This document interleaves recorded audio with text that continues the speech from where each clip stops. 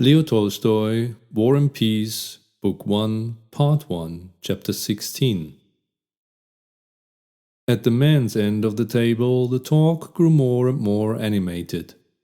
The colonel told them that the declaration of war had already appeared in Petersburg, and that a copy, which he had himself seen, had that day been forwarded by courier to the commander-in-chief. "And why the deuce are we going to fight Bonaparte?" remarked Chin-Chin. Il a déjà rabattu le caquet à l'Autriche. Je crains que cette fois ce ne soit notre tour. The colonel was a stout, tall, plethoric German, evidently devoted to the service and patriotically Russian. He resented Chin-Chin's remark. "It is for the reason, my good sir," said he, speaking with a German accent. "For the reason that the emperor knows that. He declares in the manifesto that he cannot view with indifference the danger threatening Russia, and that the safety and dignity of the empire, as well as the sanctity of its alliances." He spoke this last word with particular emphasis, as if in it lay the gist of the matter. Then, with the unerring official memory that characterized him, he repeated from the opening words of the manifesto. "And the wish which constitutes the emperor's sole and absolute aim, to establish peace in Europe on firm foundations, has now decided him to dispatch part of the army abroad and to create a new condition for the attainment of that purpose. That, my dear sir, is why," he concluded, drinking a tumbler of wine with dignity and looking to the Count for approval. "Connaissez-vous le proverbe, Jérôme do not roam, but turn spindles at home?" said Chin-Chin, puckering his brows and smiling. "Cela nous convient à merveille." Suvorov, now, he knew what he was about. Yet they beat him à la plate couture. And where are we to find Suvorovs now? Je vous demande un peu, said he, continually changing from French to Russian. "We must fight to the last drop of our blood," said the colonel, thumping the table. "And we must die for our emperor, and then all will be well. And we must discuss it as little as possible." He dwelt particularly on the word possible. "As possible," he ended, again turning to the Count. "That is how we old hussars look at it. And there's an end of it. And how do you, a young man and a young hussar, how do you judge of it?" he added, addressing Nikolai, who, when he heard that the war was being discussed, had turned from his partner with eyes and ears intent on the colonel.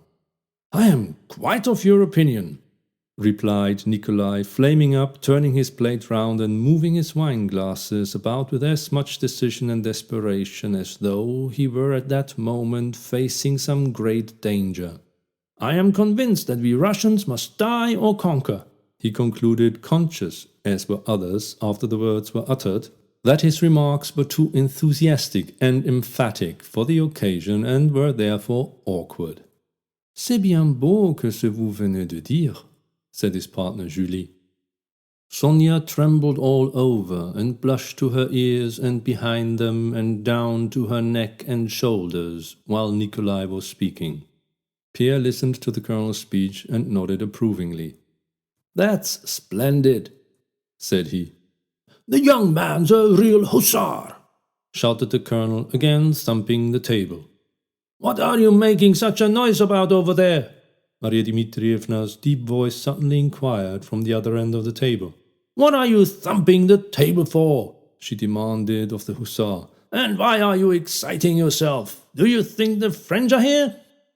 "I am speaking the truth," replied the hussar with a smile. "It's all about the war," the Count shouted down the table. "You know my son's going, Marya Dmitrievna.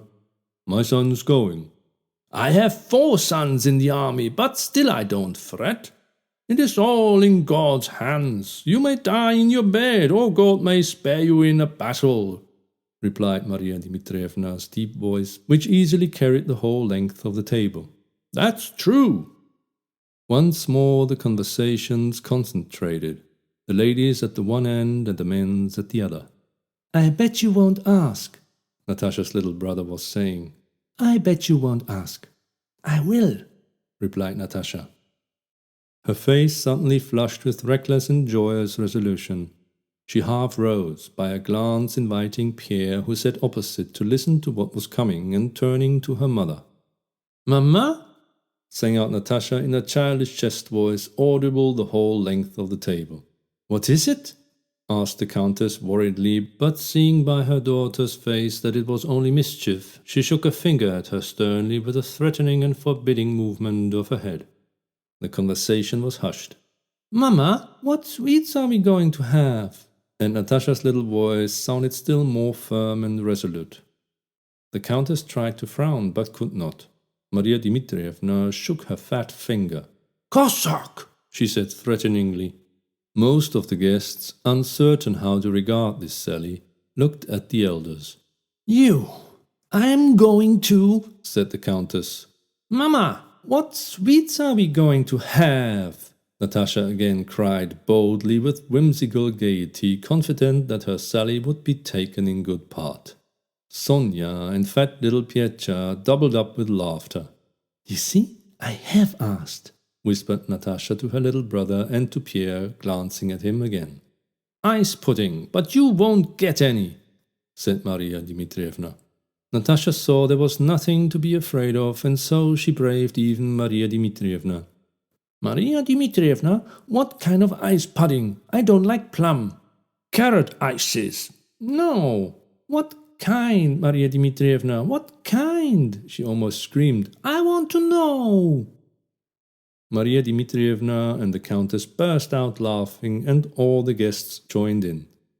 Everyone laughed not at Marya Dmitrievna's answer, but at the incredible boldness and ease of this little girl who had dared to treat Marya Dmitrievna in this fashion. Natasha only desisted when she had been told that there would be pineapple ice. Before the ices, champagne was served round. The band again struck up, the Count and Countess kissed, and the guests, leaving their seats, went up to congratulate the Countess, and reached across the table to clink glasses with the Count, with the children, and with one another. Again the footmen rushed about, chairs scraped, and in the same order in which they had entered, but with redder faces, the guests returned to the drawing-room and to the Count's study. This is the end of chapter 16.